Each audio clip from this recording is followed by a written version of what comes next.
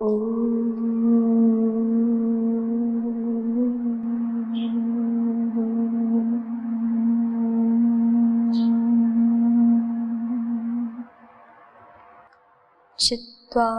शृङ्गा त्रयोऽसि पादा द्वे शीर्षे सप्तहस्तास्वस्य त्रिधा बद्धो वृषभोरुरवीति महोदेवो मर्त्या आविवेश सक्तुमिव तित उना पुनन्तो यत्र धीरा मनसा वाचमकृत अत्रा सखायः सख्यानि जानते भद्रेषां लक्ष्मीर्निहिताधिवाची।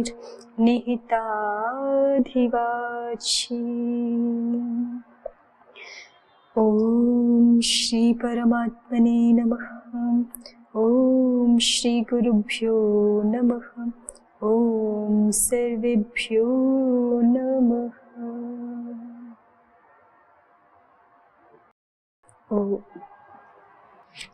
द्वितीय आहनिक में, प्रत्याहार आहनिक में हयवरट सूत्र देख रहे हैं हम। तो हयवरट में ये एक नवीन प्रकरण प्रारंभ हो रहा है।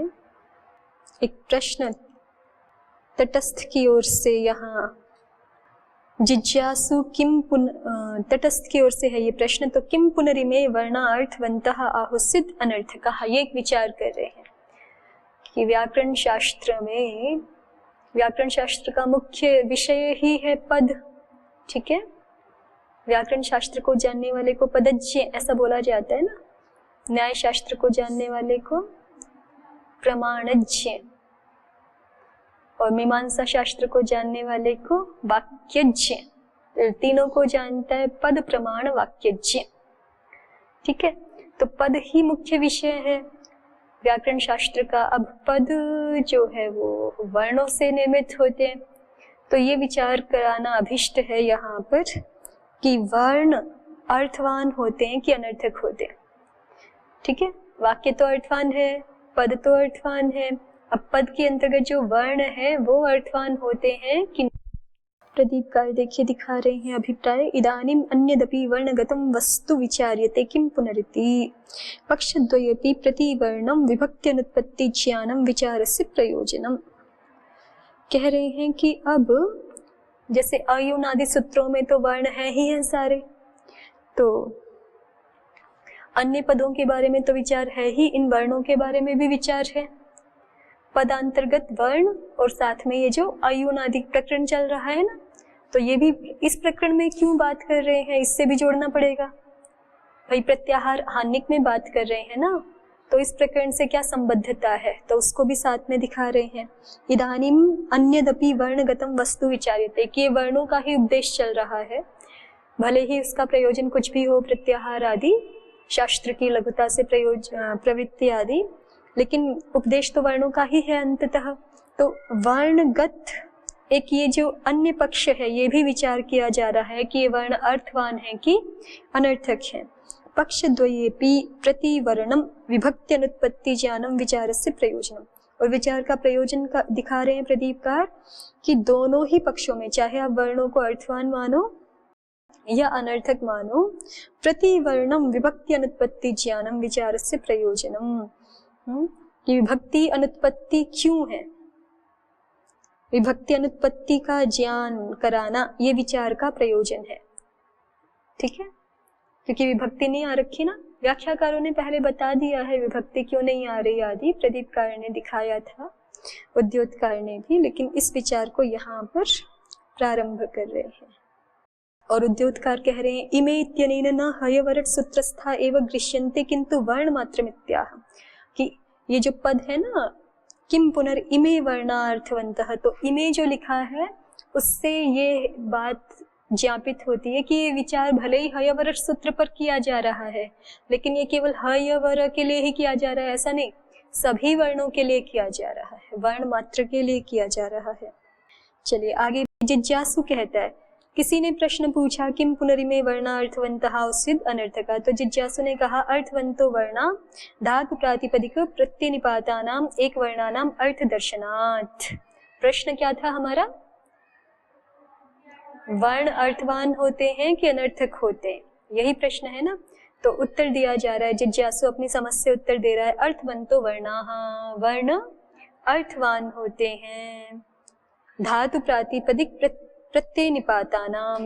क्यों और उसमें अपनी बात में हेतु प्रस्तुत कर रहा है कि क्यों हम ऐसा कह रहे हैं कि अर्थवान वर्ण होते हैं, कि एक वर्णानाम धातु प्रातिपदिक प्रत्यय निपातानाम। ये जो एक वर्णानाम है ये धातु प्रातिपदिक प्रत्यय निपातानाम का विशेषण है।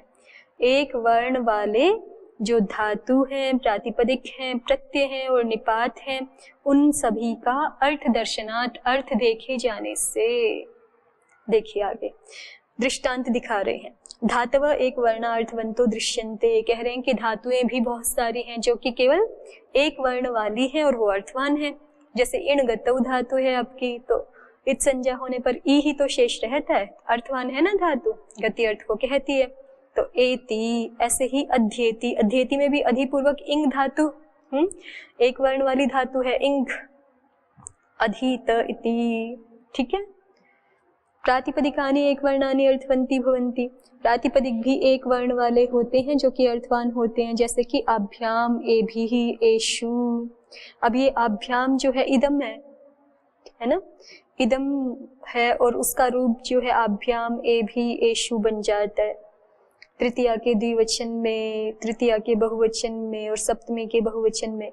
तो ये भ्याम के परे रहते जो आ रूप बन गया है, या भिस के परे रहते ए रूप बन गया है। तो ये तो एक वर्ण मात्र ही प्रातिपदिक है ना, ये तो वर्ण मात्र प्रातिपदिक है और ये अर्थवान है, प्रातिपदिक है मतलब अर्थवान। तो अर्थवान प्रातिपदिक दिखाई पड़ रहा है, इदम अर्थ को कहता है ना, ये मूल प्रातिपदिक के अर्थ को कहता ही है। ऐसे ही प्रत्यय एक वर्ण अर्थवंतः, प्रत्यय तो ज्यादातर एक वर्ण वाले ही हैं। औप गवाह कापटवह में अण हो रहा है ना आपका, तस्यापत्यम वाला अण हो रहा है गोत्रापत्य अर्थ में। और निपाता एक वर्ण अर्थवंतः, निपात भी बहुत सारे हैं एक वर्ण वाले अर्थवान हैं, जो कि जैसे अपेहि, इ इंद्रम पश्य, उ उत्तिष्ठ, अपक्राम। तो इस तरह से उदाहरण दिखा करके जिज्ञासु कह रहा है कि धातु प्रातिपदिक प्रत्यय निपातानाम एक वर्णानाम अर्थ दर्शनान मन्यामहे इदम अर्थवंतो वर्णा इति। ठीक है, कि वर्ण अर्थवान होते हैं। इनकी सिद्धि कर दीजिए जरा एक बार, एति की सिद्धि कीजिए, सबकी सिद्धि करके, मतलब हाँ सबकी सिद्धि करके दिखाइए। हाँ एति बोलिए जल्दी।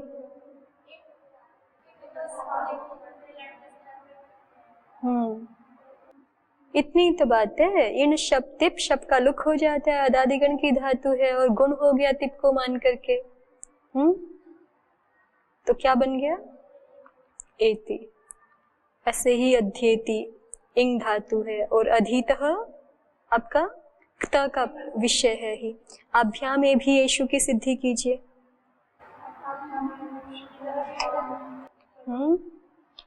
चलो आप करो, ए भी की नहीं, आभ्याम की आप करो।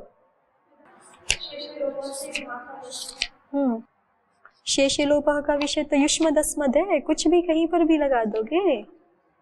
अष्टध्यायी खोल के रखा करो, सूत्र आपको पता रहने चाहिए। 7-2 के अंतिम में देखिए, इतना तो ठीक बताए, त्यदादि नामः हो जाएगा और जो है फिर अतो गुणे हो जाएगा। उसके बाद ठीक नहीं बताया। उसके बाद जो है आपका हली लोपः से हलादि विभक्ति परे रहते अककार वाला जो इदम है उसके इद रूप का लोप हो जाता है, तो अशेष बचा। आगे बोलो, फिर क्या बनेगा? अ और अ कहाँ है? कौन सा अ? एक ही तो अ था, इदम त्यदादि नामः कर दिया, फिर अतो गुणे करके एक ही तो अ हुआ और उसमें से ईद का लोप कर दिया। फिर आ और भ्याम फिर सुपीच से दीर्घ हो जाएगा, अदंत अंग को दीर्घ, आदि सबके परे रहते। आप लोग सिद्धियों का अभ्यास उतना अच्छा नहीं है जितना होना चाहिए, इसको अभ्यास किया करो बार बार। जो मुख्य सूत्र आते हैं ना, जैसे सुपीचे आया, हलिलोपहा आया आदि, तो उनका अर्थ भी जो है बोलना चाहिए, तो उसी से अभ्यास होता है। चलिए आप कीजिए आगे। ए भी और एशु तो एक जैसे ही हैं, कर दीजिए। ये महाभाष्य वालों की स्थिति नहीं है, ये तो प्रथमावृत्ति वाले भी बता दें। सारे कार्य वैसे ही हैं जैसे अभी किए ना, बस जो है वो अंतिम आपका जो दीर्घ है, दीर्घ ना हो करके अतो भिसा ऐस, क्या लगा रहे थे, ए भी बना रहे हैं ना हम, तो ए भी में तो क्या लग जाएगा, अतो भिसा बहुवचने झल्लित, अतो भिसा ऐस हो जाएगा कि नहीं, अकारांत अंग को, हाँ अतो भिसा ऐस हो जाएगा, अकारांत नहीं होगा, प्राप्त तो है अतो भिसा ऐस अकारांत अंग से उत्तर, लेकिन उसकी प्राप्ति में बाधक हो गया ये बहुवचने झल्लेत, झलादि बहुवचन परे है, तो अकारांत अंग को एकार आदेश हो गया, तो झलादि बहुवचन परे रहते अकारांत अंग को आपका एकार आदेश हो गया यहाँ पर, तो इसलिए जो है फिर ए भी बना और झलादि बहुवचन के झलादि सबके परे रहते अकारांत अंग को एकार आदेश, तो ए भी बन गया। इसी तरह से एशु में भी होगा, बस वहां पे आदेश प्रत्यय और हो जाएगा। इसमें ये विचार कीजिए, जैसे ए भी बनाया आपने, तो यहाँ तो आपने बहुवचने झल्लेत लगाया है ना, शर्त भी घट रही है, तो ऐसे ही जब राम भिस होता है तो वहां बहुवचने झल्लेत क्यों नहीं लगता, अतो भिसा ऐस तो प्राप्त है अकारांत अंग से उत्तर, भिस को ऐस है ना, तो राम ही बनाते हो, तो वहां बहुवचने झल्लेत क्यों नहीं लगाते, अगर वहां भी बहुवचने झल्लेत परे है, मान लीजिए दोनों पारे हैं, तो भिसा ऐस भी बहुवचने झल्लेत भी, तो बहुवचने झल्लेत तो परे है, तो वो बलवान होना चाहिए, और यदि बहुवचने झल्लेत हो जाए तो फिर तो भिसा इस तो लगेगा नहीं, राम ही तो बनेगा नहीं। ढूंढ के आना कल। प्रश्न क्या बोला, स्पष्ट हुआ? भाई ए भी में यहाँ पे भी तो स्थिति यही थी, अकार था और भिस था, और राम और भिस, वहां पे भी स्थिति एक जैसी है दोनों में, तो राम भिस में तो आप लगा देते हो तो भिसा इस, और अ इदम का जो अशेष रहा और भिस, वहां पे आप कह रहे हो कि बहुवचने झल्लेत हो जाएगा, ऐसे कैसे? ठीक है, देख के आना। चलिए औपगवः कापट्वः, कापट्वः की सिद्धि करो। कपटोः अपत्यम, बोलो। अन ही तो हो रहा है सामान्य, इतनी देर क्यों लगाते हो, फटाफट बोलना चाहिए। कपटोः गोत्रापत्यम, कपटु गंस अण, विभक्ति लुक हो गया, तद्धितांत है, प्रातिपदिक संज्ञा होके सपोधातु प्रातिपदिक हो, अण के कारण से आदि वृद्धि हो गई, तद्धितेषु चामादे है, और गुण से गुण हो गया, कपटो क्या बन गया, गुण वृद्धि हुई, कापटो ऐसे बना ना, कापटो, और अण का अ है ही एचो यव होकर के कापटवः। जल्दी जल्दी बोलने का अभ्यास करो, आप लोग बहुत धीमे चलते हो। चलो, तो किम पुनरी में वर्णा अर्थवंतः आहुस्विद अनर्थकाः, तो कहा कि अर्थवंतो वर्णा धातु प्रातिपदिक प्रत्यनिपाता नाम एक वर्णानाम अर्थ दर्शनात्। स्पष्ट है ना इतना? तो जिज्ञासु ने एक पक्ष रख दिया, और दूसरा हेतु जिज्ञासु दिखा रहा है वर्ण व्यत्यय च अर्थांतर गमनात्, कि यदि एक भी वर्ण बदल जाता है ना किसी शब्द में, तो जिस अर्थ का पहले बोध हो रहा था उस अर्थ का बोध ना हो करके अर्थांतर का किसी अन्य अर्थ का बोध होने लग जाए।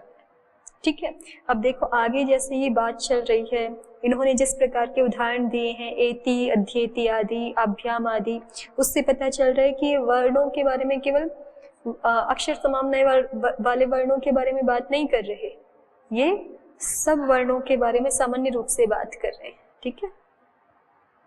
तो वर्ण व्यत्यय च अर्थांतर गमनात्, वर्ण व्यत्यय में भी, वर्ण व्यत्यय होने पर भी, वर्णों में बदलाव होने पर भी भिन्न अर्थ का बोध होने से मन्यामहे, ऐसा हम मानते हैं, ऐसा स्वीकार करते हैं, अर्थवंतो वर्णा इति, कि वर्ण अर्थवान है। कूपः सूपो यूप इति, कूप इति सककारेण कश्चिदर्थो गम्यते, सूप इति ककारापाये सकारोपजने च अर्थान्तरं गम्यते, यूप इति ककार सकारापाये यकारोपजने अर्थान्तरं गम्यते, तेन मन्यामहे यः कूपे कूपार्थः स ककारस्य, यः सूपे सूपार्थस्य सूपार्थः स सकारस्य, यो यूपे यूपार्थः स यकारस्य इति। ठीक है ना। कूप सूप यूप, बाकी ऊपह उपह ये वाला भाग तो एक ही है। ककार बदल के सकार हो गया, सकार बदल के यकार हो गया, तो अर्थ बदल गया ना। कूप का भिन्न अर्थ है, सूपह का भिन्न अर्थ है, और यूपह का भिन्न अर्थ है, ही वही दिखा रहे हैं कि कूपह इति सककारेण कश्चिद अर्थो गम्यते। कूप ये जो शब्द है यहाँ पे ककार सहित वाले शब्द में कश्चिद अर्थः गम्यते माने कोई अर्थ ज्ञात होता है। सूपः इति ककारापाये सकारोपजने, सूपः में ककार को हटा दिया, सकार को ले आए, तो अर्थांतरम गम्यते, तो फिर उससे किसी भिन्न अर्थ का ज्ञान होता है। यूपः इति ककार सकारापाये यकारोपजने, यूपः में ककार सकार हटा दिया और यकार ले आए, तो यकार का उपजन हो गया, उसका अधिक आगमन हो गया, तो अर्थांतरम गम्यते, अर्थांतर जाना जाता है।